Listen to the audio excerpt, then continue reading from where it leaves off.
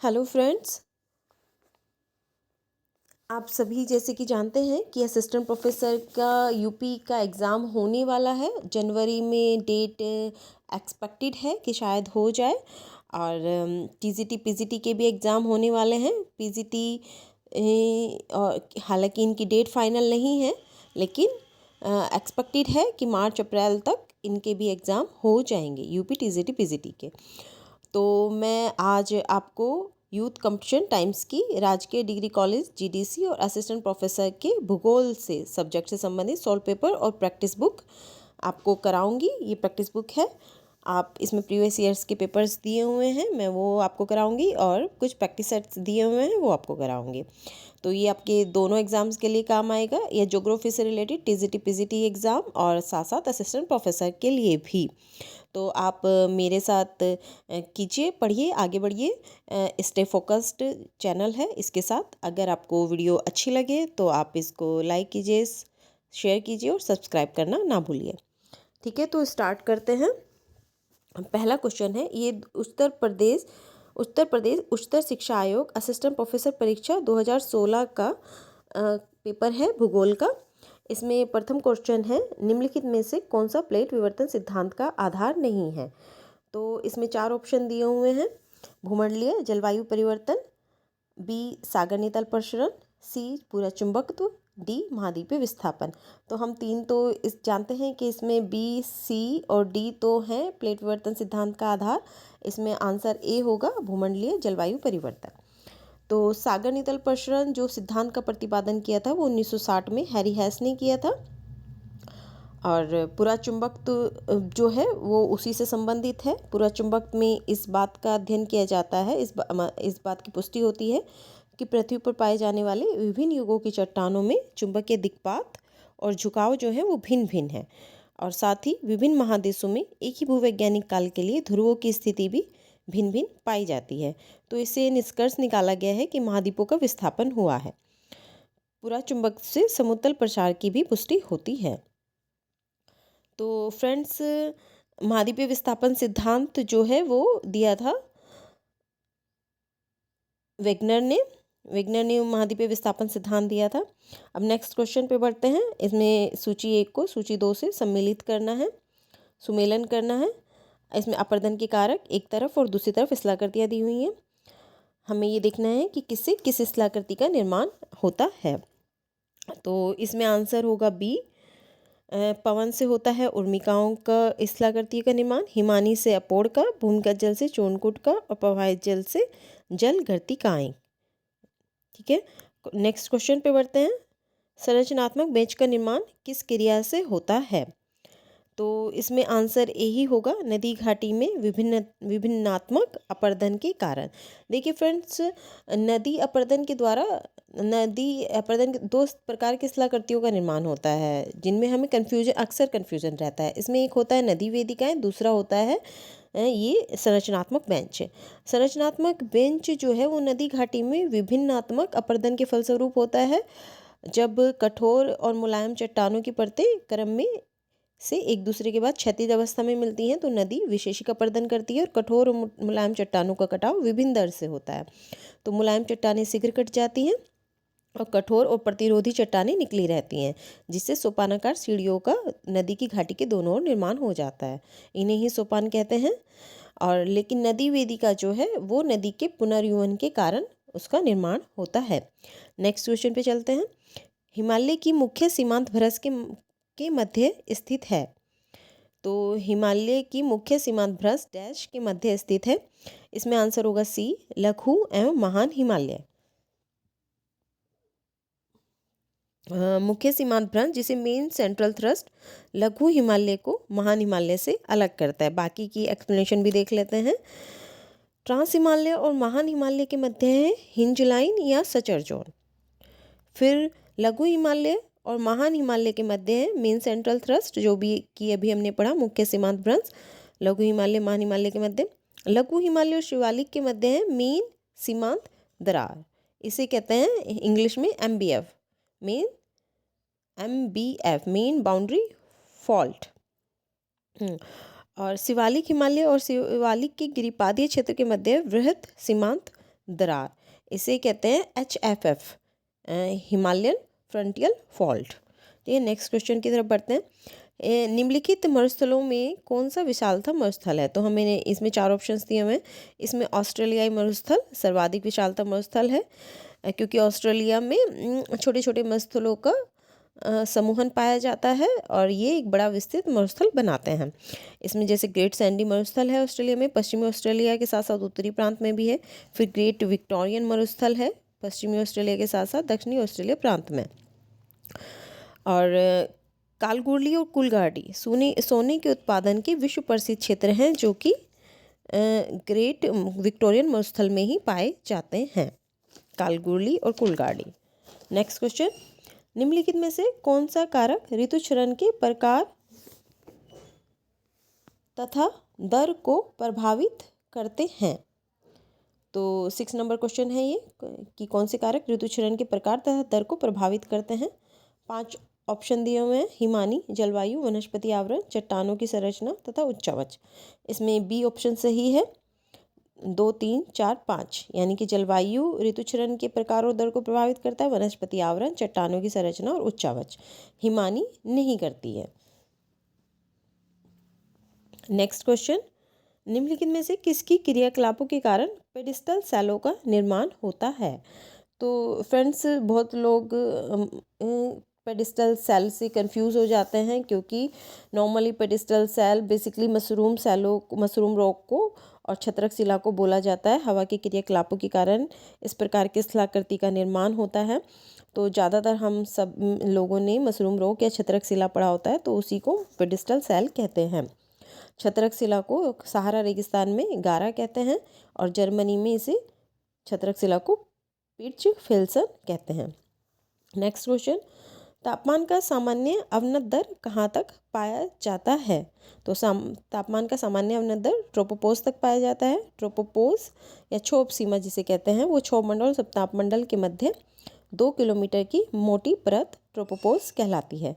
इसमें सभी प्रकार के मौसमी परिवर्तन स्थगित हो जाते हैं। वास्तव में ये मंडल परिवर्तन मंडल और सप्ताप मंडल का विभाजक होता है। विषुवत रेखा पर इसकी अधिकतम ऊंचाई होती है 17 किलोमीटर, ध्रुव पर न्यूनतम होती है 9 से 10 किलोमीटर। नेक्स्ट क्वेश्चन, क्षोभ मंडल एवं समताप मंडल का नामकरण किसने किया? तो इसमें आंसर सी है, टिजरेंस डी बोर्ड ने। क्षोभ मंडल और समताप मंडल का नामकरण टिजरेंस डी बोर्ड ने किया। समताप मंडल का निर्माण ट्रोपोपोज से 50 किलोमीटर तक पाया जाता है और समताप मंडल में ताप संबंधी वितरण में समानता रहती है, इसीलिए इसे समताप मंडल कहते हैं, यानी कि समान ताप का मंडल। समताप मंडल में ही 15 से 35 किलोमीटर के मध्य ओजोन परत का सांद्रण रहता है या ओजोन परत पाई जाती है, जो प्रबैंगनी किरणों का अवशोषण करती है। नेक्स्ट क्वेश्चन, कोरियोलिस प्रभाव किस कारण से उत्पन्न होते हैं? तो हम जानते हैं इसका आंसर ए होगा। कोरियोलिस प्रभाव पृथ्वी की दैनिक गति से पृथ्वी की घूर्णन गति के कारण उत्पन्न होता है। कोरियोलिस प्रभाव सर्वाधिक विषुवत ध्रुवों पर होता है, क्योंकि सबसे कम विषुवत रेखा पर होता है। विषुवत रेखा पर सबसे कम इसलिए होता है क्योंकि अपकेंद्रीय बल के कारण कोरियोलिस प्रभाव न्यूनतम पाया जाता है, और ध्रुवों पर इसलिए होता है क्योंकि अपकेंद्रीय बल ध्रुवों पर कम होता है। और कोरियोलिस बल के कारण सभी हवाएं उत्तरी गोलार्ध में दाहिनी ओर और दक्षिणी गोलार्ध में बाईं ओर मुड़ जाती हैं। नेक्स्ट क्वेश्चन, कोपेन द्वारा जलवायु वर्गीकरण के अनुसार वर्ग बी प्रदर्शित करता है। तो जैसे कि हम जानते हैं वर्ग बी का मतलब होता है शुष्क जलवायु। तो शुष्क जलवायु यानी कि वर्षण कम वाष्पीकरण अधिक। तो इसमें आंसर होगा बी, वाष्पोत्सर्जन पूरे वर्ष में अवक्षेपण से अधिक होता है। व्याख्या देख लेते हैं इसकी। कोपेन ने मोटे तौर पर जलवायु को 5 वर्गों में विभाजित किया है। ए से आर्द्र उष्ण कटिबंधीय जलवायु है, बी से शुष्क जलवायु, सी से आर्द्र शीतोष्ण कटिबंधीय जलवायु, डी से अल्पतापीय जलवायु, ई से ध्रुवीय जलवायु। ए से आर्द्र उष्ण कटिबंधीय जलवायु, इस जलवायु में सबसे ठंडे महीने का औसत तापमान भी 18 डिग्री सेंटीग्रेड से अधिक होता है। बी जलवायु तो आप जानते हैं वर्ष भर वाष्पीकरण वर्षण से अधिक होता है, अभी पहले बताया मैंने। और सी आर्द्र शीतोष्ण कटिबंधीय जलवायु, इसमें सबसे गर्म महीने का औसत तापमान 10 डिग्री सेंटीग्रेड से अधिक रहता है। डी और ई में दोस्तों मुझे इसकी थोड़ा मिस प्रिंटिंग लग रही है। ई में जो दिया हुआ है सबसे गर्म महीने का औसत तापमान 10 डिग्री सेंटीग्रेड से कम, ये डी में आएगा। अल्प तापीय जलवायु में होता है सबसे गर्म महीने का औसत तापमान 10 डिग्री सेंटीग्रेड से कम, और ध्रुवीय जलवायु में होता है सबसे ठंडे महीने का औसत तापमान 0 डिग्री सेंटीग्रेड या उससे कम। टेम्परेचर याद रखना है दोस्तों, वही उसकी मेन विभाजक लाइन है, जलवायु विभाजक। नेक्स्ट क्वेश्चन, जीटी त्रिफार्था के अनुसार 100% सूर्य विकिरण में कितना प्रतिशत वायुमंडल की विभिन्न गैसों द्वारा अवशोषित किया जाता है? इसमें 14% जो है वो वायुमंडल द्वारा अवशोषित, वायुमंडल की गैसों द्वारा अवशोषित किया जाता है, लेकिन आंसर चूंकि इसमें नहीं दिया हुआ है तो हम 20% इसको मानेंगे। तो इस हिसाब से आंसर बी हो जाएगा। नेक्स्ट क्वेश्चन, पंजाब, हरियाणा तथा पश्चिमी उत्तर प्रदेश में शीत ऋतु में हल्की वर्षा किस कारण से होती है? इसका आंसर बी होगा फ्रेंड्स, पश्चिमी विक्षोभ के कारण शीत ऋतु में हल्की वर्षा उत्तर पश्चिमी इंडिया में होती है। भारत में उत्तर पश्चिम क्षेत्र में शीतकालीन वर्षा पश्चिमी विक्षोभ के कारण होती है। ये जो विक्षोभ हैं भूमध्य सागर में उत्पन्न होने वाले चक्रवात हैं, जो कैस्पियन सागर से भूमध्य सागर से आर्द्रता ग्रहण कर पूर्व की ओर प्रवाहित होते हैं। जेट स्ट्रीम का चूंकि विस्तार होता है इस क्षेत्र में, तो परिध्रुवीय जेट स्ट्रीम का, तो परिध्रुवीय जेट स्ट्रीम के सहारे ये उत्तर पश्चिमी भारतीय क्षेत्र में प्रवेश करते हैं और शीतकाल में वर्षा करते हैं। नेक्स्ट क्वेश्चन, निम्नलिखित कथन या कथनों में से भूमंडलीय उष्मीकरण के बारे में कौन सा कथन सत्य है? तो इसमें ए है, भूमंडलीय तापीकरण औसत वैश्विक तापमान में वृद्धि को दर्शाता है, तो ये तो बात सही है। दूसरा देख लेते हैं, भूमंडलीय उष्मीकरण का मुख्य कारण पृथ्वी के वायुमंडल में SO2 का संग्रहण है, तो ये SO2 नहीं है बल्कि CO2 है, तो ये गलत हो गया है, तो इसका आंसर होगा ए। तो भूमंडलीय ऊष्मन वैश्विक तापमान में वृद्धि को दर्शाता है, और भूमंडलीय तापीकरण की में वृद्धि में निम्न कैसे सहायक है? CH4 यानी methane, CO2 carbon dioxide, CFC यानी क्लोरोफ्लोरोकार्बन। संयुक्त राष्ट्र की पहल पर ग्लोबल वार्मिंग की चुनौती से निपटने के लिए जापान के क्योटो शहर में 11 दिसंबर 1997 ईस्वी को UNFCCC के तीसरे सम्मेलन में क्योटो प्रोटोकॉल को स्वीकार किया गया है। नेक्स्ट क्वेश्चन, निम्नलिखित में से प्रवाल भित्तियों के हिमानी नियंत्रण सिद्धांत के प्रतिपादक कौन है? तो ये इसका आंसर होगा ए, रेगिनॉल्ड ए डेली। रेगिनॉल्ड ए डेली का सिद्धांत है प्रवाल भित्तियों का हिमानी नियंत्रण सिद्धांत। जॉन मरे ने दिया था प्रवाल भित्तियों संबंधी स्थिर स्थल सिद्धांत। नेक्स्ट क्वेश्चन, निम्नलिखित ऊजों में चूना प्रधान ऊज कौन से हैं? तो इसमें 4 ऑप्शन दिए हुए हैं, लेकिन इसमें आंसर डी है, 1 और 4, टेरापोड और ग्लोबिजेरिना जो हैं वो चूना प्रधान ऊज हैं। चूना प्रधान पंख के निक्षेपों में जो है चूने की मात्रा अधिक पाई जाती है। इसकी रचना में फोरामिनिफेरा की अधिकता पाई जाती है। चूने के कारण ही ये निक्षेप अधिक गहराई में नहीं जा पाते और शीघ्र खुल जाते हैं। 2 भागों में बांटा जाता है इन ऊज को,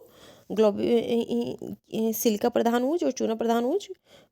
सिलिका प्रधान ऊज में आता है डाइटम ऊज और रेडियोलैरियन ऊज, और चूना प्रधान ऊज में आता है ग्लोबिजेरिना और टेरापोड ऊज। नेक्स्ट क्वेश्चन, निम्नलिखित में से किस सागर में 37/1000 ग्राम से 41/1000 ग्राम के मध्य लवणता की मात्रा पाई जाती है? तो इसमें आंसर होगा ए, लाल सागर में ही। अत्यधिक खारे सागर में आता है लाल सागर, वहाँ पे 37/1000 से 41/1000 तक खारापन पाया जाता है। लाल सागर की लवणता दी हुई, फारस की खाड़ी में भी 37/1000 से 38/1000 तक लवणता पाई जाती है। सागरों और महासागरों में लवणता का क्षैतिज वितरण को समलवण रेखा के द्वारा या आइसोहेलाइन के द्वारा प्रदर्शित करते हैं। समलवण रेखाएं वो होती हैं जो सागरों की सतह पर समान लवणता वाले क्षेत्रों को मानचित्र पर मिलाती हैं। नेक्स्ट क्वेश्चन, प्रगतिशील तरंग सिद्धांत संबंधित है? तो प्रगतिशील तरंग सिद्धांत या इसे प्रगामी तरंग सिद्धांत भी कहते हैं, ये ज्वार भाटा की उत्पत्ति से संबंधित है, तो आंसर होगा सी। ये दिया था प्रगामी तरंग सिद्धांत विलियम वेवेल ने। ये ज्वार भाटा की उत्पत्ति से संबंधित है। इसमें बताया गया है कि विभिन्न स्थानों पर ज्वार की सक्रियता में अंतर और एक ही देशांतर पर ज्वार के समय में अंतर के आधार पर विलियम वेवल ने 1833 में परगामी तरंग सिद्धांत तथा एरी ने 1842 में नहर सिद्धांत का प्रतिपादन किया था कि एक ही विभिन्न स्थानों पर ज्वार की सक्रियता में अंतर क्यों पाया जाता है और एक ही देशांतर पर ज्वार के समय में अंतर क्यों पाया जाता है, इसकी व्याख्या की गई है। ये सिद्धांत कहता है कि ज्वार लहर के रूप में होता है जिनका शिखर ज्वार होता है, द्रोणी भाटा होती है, चंद्रमा से प्रेरित होती हैं ज्वारीय तरंगे और पूर्व से पश्चिम दिशा में भ्रमण करती हैं। इनकी गति और लंबाई पर महासागरों की गहराई का सर्वाधिक प्रभाव होता है। कुछ अन्य सिद्धांत भी दिए हुए हैं ज्वार भाटा से संबंधित, जैसे संतुलन सिद्धांत दिया आइजैक न्यूटन ने, स्थैतिक तरंग सिद्धांत दिया R.A. हैरिस ने, परगामी तरंग सिद्धांत विलियम वेवल ने। नेक्स्ट क्वेश्चन, निम्नलिखित में से कौन सी पेटी अक्षांश कहलाती है? तो इसका आंसर बी होगा, उपोष्ण कटिबंधीय उच्च दबाव पेटी। ये 30 से 35 डिग्री अक्षांशों के मध्य पाई जाती है। भूमध्य रेखा पर जो ऊपर उठी व्यापारिक हवाएं विपरीत दिशा में प्रवाहित होकर 30 से 40 डिग्री अक्षांशों के पास नीचे उतरती हैं, जिस कारण यहाँ दबाव बढ़ जाता है और प्रतिचक्रवातीय दशाएं उत्पन्न हो जाती हैं। क्वेश्चन नंबर 20, परिस्थितिक अनुक्रमण सामान्यतः जन्म देता है? तो इसका आंसर है क्लाइमैक्स को। अनुक्रमण की जो अवधारणा है वो सर्वप्रथम वार्मिंग ने और क्लीमेंट्स ने के द्वारा प्रस्तुत की गई थी। किसी भी पारिस्थितिक तंत्र में वनस्पति के एक समुदाय के दूसरे समुदाय द्वारा जब प्रतिस्थापन हो जाता है तो उसी को अनुक्रमण कहते हैं। इस तरह के परिवर्तन को कर्मण या क्लाइमैक्स कहते हैं। नेक्स्ट क्वेश्चन, निम्नलिखित में से किस प्रदेश में पशुपालन सर्वाधिक विकसित है? तो घास प्रदेश में पशुपालन पाया जाता है। इसमें से घास प्रदेश है प्रेरी और स्टेपी प्रदेश, तो वहीं सर्वाधिक विकसित है। शीतोष्ण घास प्रदेश है ये, और स्टेपी घास बायोम जो है अर्धशुष्क क्षेत्रों में पाया जाता है। प्रेरी घास बायोम की लंबाई स्टेपी घास से अधिक होती है। उत्तरी अमेरिका में इन्हें प्रेरी कहा जाता है, घास प्रदेशों को यूरोप में स्टेपी कहा जाता है, अर्जेंटीना में पंपाज, दक्षिणी अफ्रीका में वेल्ड घास प्रदेश, हंगरी में पुस्टाज घास प्रदेश, ऑस्ट्रेलिया में डाउन्स घास प्रदेश कहा जाता है। स्टेपी बायोम का जो सर्वाधिक विकास है वो रूस की चरनोजम मृदा में हुआ है। मापक के आधार पर विश्व का प्रथम मानचित्र बनाने वाले व्यक्ति कौन थे? तो वैसे तो विश्व का प्रथम मानचित्र टॉलमी ने बनाया था, लेकिन मापक के आधार पर विश्व का प्रथम मानचित्र बनाने वाले थे एनेक्सिमेंडर।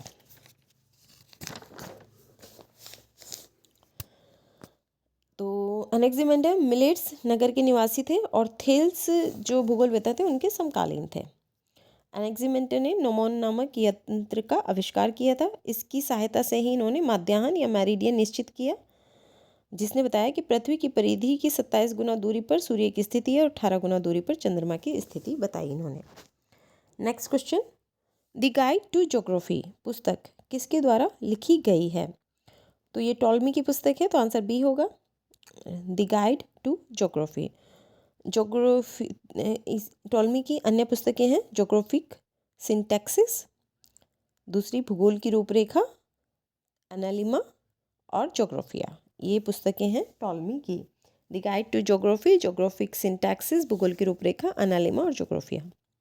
नेक्स्ट क्वेश्चन, हॉटसोन के अनुसार आधुनिक भूगोल के विषय क्षेत्र एवं विधि पर किसके अग्रणी कथन ने भविष्य के लिए भौगोलिक चिंतन की दिशा निर्धारित की?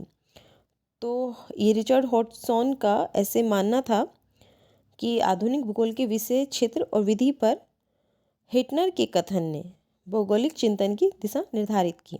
अब हेटनर ने क्या कथन दिया था? हेटनर ने कहा था भूगोल को एक क्षेत्र विवरण विज्ञान। और विस्तृत यात्रा करने के पश्चात हेटनर ने यूरोप नामक पुस्तक की रचना की थी। रिटर ने जो अर्धकुंडे शब्द का प्रयोग किया है, हेटनर ने उसके स्थान पर लैंडरकुंडे शब्द का प्रयोग किया। हेटनर की ये मान्यता थी कि भूगोल के अंतर्गत प्रादेशिक भूगोल और सामान्य भूगोल दोनों को ही सम्मिलित किया जाना चाहिए। तो ये याद रखना दोस्तों कि हेटनर ने कहा था, हेटनर का कथन था भूगोल एक क्षेत्र विवरण विज्ञान है। नेक्स्ट क्वेश्चन, लेबंसराम की संकल्पना किसके द्वारा प्रस्तुत की गई? तो लेबेंसराम की संकल्पना जो है वो फ्रेडरिक रेडजेल ने प्रस्तुत की थी, तो इसमें आंसर सी होगा। रेडजेल को राजनीतिक भूगोल का पिता कहा जाता है और मानव भूगोल का जन्मदाता। इसी से संबंधित इनकी दो रचनाएं हैं। मानव भूगोल से संबंधित है एंथ्रोपोजियोग्राफी और राजनीतिक भूगोल से है राजनीतिक भूगोल, और लेबेंसराम की संकल्पना दी थी इन्होंने। नेक्स्ट क्वेश्चन, निम्नलिखित में से कौन सी रेडजेल की एक महत्वपूर्ण पुस्तक है? इसमें आंसर होगा, अभी हमने ऊपर पढ़ा, एंथ्रोपोजियोग्राफी यानी डी। रेडजेल ने अपने राजनीतिक भूगोल की में राज्य की जो तुलना है वो जीव से की है। इनका मानना था राज्य को या तो सामान्य जीव की तरह विकसित होना चाहिए या समाप्त हो जाना चाहिए। दोस्तों, डार्विन का जो सर्वाइवल ऑफ द फिटेस्ट का सिद्धांत है, उसी तरह इन्होंने उस सिद्धांत को राज्य पर लागू किया कि जिस तरह जो जीव सर्वाइवल में सबसे संघर्ष में सफल होकर अपने सर्वाइवल को प्रोत्साहित करता है, उसी तरह से एक राज्य भी छोटे राज्य को समाप्त कर या खाकर अपने विकास करता है और अपने सर्वाइवल को बढ़ाता है। इसके इन सिद्धांत को राज्य का जीववादी सिद्धांत भी कहते हैं। ठीक है, और अब नेक्स्ट क्वेश्चन, निम्नलिखित में से भूगोल में प्रसिद्ध निश्चयवादी कौन है? तो इसमें आंसर होगा ए, सैंपल। एलन चर्चिल सैंपल हैं ये अमेरिका की थी। जर्मन भूगोलवेत्ता जो रेडजेल थे, फ्रेडरिक रेडजेल, जिनकी अभी हम बात कर रहे थे पीछे, उन्होंने नियतिवादी विचारधारा दी थी। उनकी नियतिवादी विचारधारा से प्रभावित थी ये, और एलन चर्चिल सैंपल ने इस विचारधारा को अपने प्रभावशाली लेखन के द्वारा उच्चतम स्तर तक पहुंचा दिया।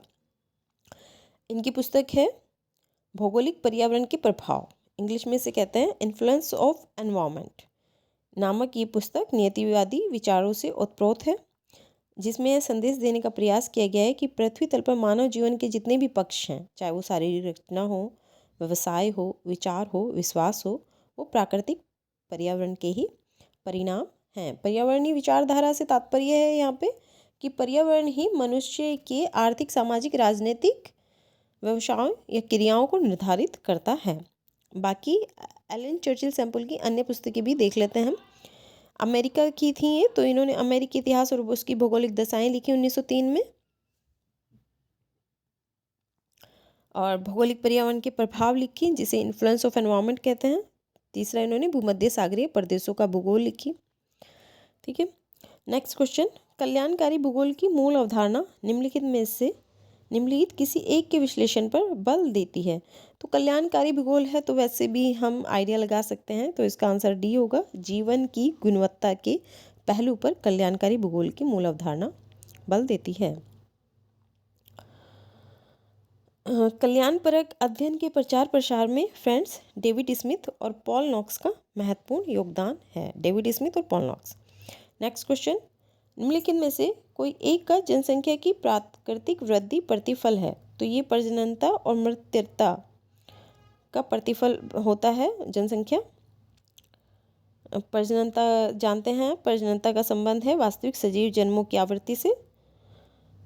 ठीक है, नेक्स्ट क्वेश्चन, निम्नलिखित में से कौन यूरोपीय जनसंख्या समूह का प्रमुख कारक है? तो यूरोपीय जनसंख्या समूह का प्रमुख कारक है नगरीकरण का उच्च स्तर। आंसर सी होगा इसमें। यूरोपीय जनसंख्या समूह का प्रमुख कारण नगरीकरण का उच्च स्तर है। ये क्षेत्रफल की दृष्टि से यूरोप विश्व का छठा सबसे बड़ा महाद्वीप है और दूसरा सबसे छोटा महाद्वीप है। विश्व के 7.04% भूभाग पर फैला हुआ है। इसका सबसे उच्चतम स्थान माउंट एल्ब्रूस है, जो काकेशस पर्वतीय क्षेत्र में रूस और जॉर्जिया की सीमा के पास अवस्थित है। यूरोप की सबसे लंबी नदी वोल्गा नदी है और सबसे बड़ी झील लडोगा झील है। नेक्स्ट क्वेश्चन, विश्व को किसने जनसंख्या संसाधन प्रदेशों में विभक्त किया है? तो ये एडवर्ड एकरमैन थे, जिन्होंने विश्व को जनसंख्या संसाधन प्रदेशों में विभक्त किया। तो आंसर होगा डी। एकरमैन ने 1970 ईस्वी में संपूर्ण विश्व को 5 वृहद जनसंख्या संसाधन प्रदेशों में विभक्त किया, जो निम्न है। प्रथम है संयुक्त राज्य तुल्य प्रदेश, यूरोप तुल्य प्रदेश, मिस्र या चीन तुल्य प्रदेश, ब्राज़ील तुल्य प्रदेश, आर्कटिक मरुस्थल तुल्य प्रदेश। दो फ्रेंड्स, इसमें ये याद रखना है कि इसमें भारत तुल्य प्रदेश नहीं है। कई बार ये 5 ऑप्शन दे देगा और इसमें से आपको और को अलग करना होगा। तो याद रख लीजिए, संयुक्त राज्य तुल्य प्रदेश है, जनसंख्या प्रदेश में यूरोप तुल्य है, मिस्र या चीन तुल्य प्रदेश, ब्राजील तुल्य प्रदेश, आर्कटिक मरुस्थल तुल्य प्रदेश। नेक्स्ट क्वेश्चन, सूची 1 को सूची 2 से सुमेलित करना है। सिद्धांत और प्रतिपादक हैं। कोटि आकार नियम जेके जिफ ने दिया था। प्राथमिक नगर का सिद्धांत मार्क जेफरसन ने। केंद्रीय स्थल सिद्धांत डब्ल्यू क्रिस्टॉलर का है। नगरीय भूमि उपयोग का सेक्टर एच होयट और टीवी का है। तो इसका आंसर हो जाएगा ए।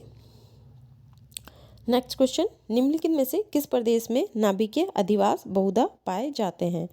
तो इसका आंसर होगा सी। शुष्क प्रदेश में नाभिकीय अधिवास अधिकांशतः पाए जाते हैं। गांव में एक नाभिक होता है जो गांव की सभी महत्वपूर्ण गतिविधियों का केंद्र होता है और ये गांव का महत्वपूर्ण केंद्र बिंदु होता है। इस भारत में कहाँ कहाँ पाए जाते हैं ये? उत्तरी गंगा सिंध के उच्च मैदानी भूभागों में, महानदी घाटी के मैदानी क्षेत्र में, आंध्र प्रदेश के उच्च तटवर्ती मैदानी भागों में। ये नाभिकीय अधिवास मुख्यतः शुष्क भागों की विशेषताएं होती हैं। नेक्स्ट क्वेश्चन, नगर की आकारिकी पर प्रभाव डालने वाला सबसे प्रमुख कारक है? तो वैसे तो ये चारों कारक नगर की आकारिकी पर प्रभाव डालने वाले चारों कारक प्रमुख हैं, लेकिन इसमें सबसे प्रमुख है जलवायु। ठीक है। नेक्स्ट क्वेश्चन, बर्गेस के संकेंद्रित खंड सिद्धांत में अच्छे आवासीय क्षेत्र कहाँ पाए जाते हैं? तो बर्गेस ने 1925 में नगर की आंतरिक संरचना को 5 संकेंद्रीय पेटियों के रूप में विकसित किया था। इसमें प्रथम पेटी में है केंद्रीय व्यापारिक क्षेत्र या सीबीडी, सेंट्रल बिजनेस डिस्ट्रिक्ट बोलते हैं इसको। द्वितीय पेटी संक्रमणशील पेटी निर्धारित की इन्होंने। तृतीय पेटी स्वतंत्र कार्यशील व्यक्तियों के आवासों की पेटी या निम्न श्रेणी का आवास है। चतुर्थ पेटी अच्छे आवासों की पेटी। पांचवी पेटी अभिगमन पेटी। तो आंसर होगा डी, अच्छे आवास होंगे चतुर्थ पेटी में। नेक्स्ट क्वेश्चन, अधिवासों के मध्य अलगाव बिंदु के सीमांकन हेतु फुटकर व्यापार सिद्धांत या नियम निम्नलिखित में से किसके द्वारा प्रतिपादित किया गया? तो ये आरजे रैली थे, यानी कि आंसर सी होगा, जिन्होंने अधिवासों के मध्य अलगाव बिंदु के सीमांकन हेतु फुटकर व्यापार सिद्धांत प्रतिपादित किया। इन्होंने बताया या इनके नियम कहता है, किसी नगर से प्राप्त फुटकर व्यापार की मात्रा उस नगर की जनसंख्या के प्रत्यक्ष अनुपात में और उस स्थान और नगर के बीच दूरी के वर्ग के विपरीत अनुपात में होती है। यानी कि अर्थात नगर की जनसंख्या बढ़ेगी तो किसी स्थान से व्यापार उसका प्रत्यक्ष अनुपात में बढ़ेगा, और उस स्थान से अगर नगर के बीच की दूरी बढ़ेगी तो व्यापार फुटकर व्यापार विपरीत अनुपात में घटेगा। ठीक है, आंसर दिया हुआ है, फॉर्मूला भी दिया हुआ है इन्होंने साथ में। S1/S2 = P1/P2 इंटू D2/D1 का होल स्क्वायर। S1 S2 जो है वो दो नगरों P1 P2 के बीच स्थित किसी गांव या कस्बे को दोनों नगरों द्वारा बेची जाने वाली फुटकर माल की मात्रा है। P1 P2 तो दोनों नगरों की जनसंख्या है और D1 D2 दोनों नगरों से गांव या कस्बे की दूरी है। नेक्स्ट क्वेश्चन, कृषि उत्पादकता में मापन का सूत्र किसने दिया था? तो ये आंसर होगा सी, मोहम्मद शफी। सर्वप्रथम मोहम्मद शफी ने भारत में केंडाल ने जो प्रयोग किया था पदानुक्रम गुणांक विधि, तो केंडाल की पदानुक्रम गुणांक विधि का प्रयोग करते हुए इन्होंने उत्तर प्रदेश के सभी जनपदों की कृषि उत्पादकता का निर्धारण किया था। मोहम्मद शफी ने केंडाल की पदानुक्रम गुणांक विधि का प्रयोग कर। वॉन थ्यूनन ने 1826 में कृषि स्थानीकरण सिद्धांत दिया था। नेक्स्ट क्वेश्चन, नीचे बर्गेस के मॉडल के अनुसार नगरीय संरचना के 4 संकेंद्रीय पेटियां दी गई हैं। इन्हें केंद्र से बाहर के क्रम में व्यवस्थित कीजिए। तो पहली पेटी थी केंद्रीय व्यापारिक क्षेत्र, यानी कि 3 आएगा। फिर दूसरी पेटी संक्रमणीय पेटी थी, जो कि इसमें नहीं दिया हुआ है। तीसरी पेटी स्वतंत्र कर्मियों का निवास क्षेत्र या निम्न श्रेणी का आवास थी। तो फिर 2 3 यानी कि 3 1 और फिर तीसरी पेटी थी अच्छे आवासों की पेटी, यानी कि 4th आएगा इसमें। फिर अभिगमन पेटी थी लास्ट में, यानी कि 3 1 4 2 इसका आंसर रहेगा। अब दोस्तों मैंने ये 70 क्वेश्चंस का प्रैक्टिस सेट है, प्रीवियस ईयर का पेपर है ये। 70 क्वेश्चन आते हैं इसमें ज्योग्राफी के, 30 क्वेश्चन आप जानते हैं जीएस के आते हैं। तो इसका आधा पार्ट मैंने अभी कराया है और आधा मैं नेक्स्ट वीडियो में अपनी कराऊंगी। अगर आपको वीडियो अच्छी लगी हो तो लाइक करना मत भूलिएगा, शेयर कीजिएगा और सब्सक्राइब कर दीजिएगा। Okay, good day.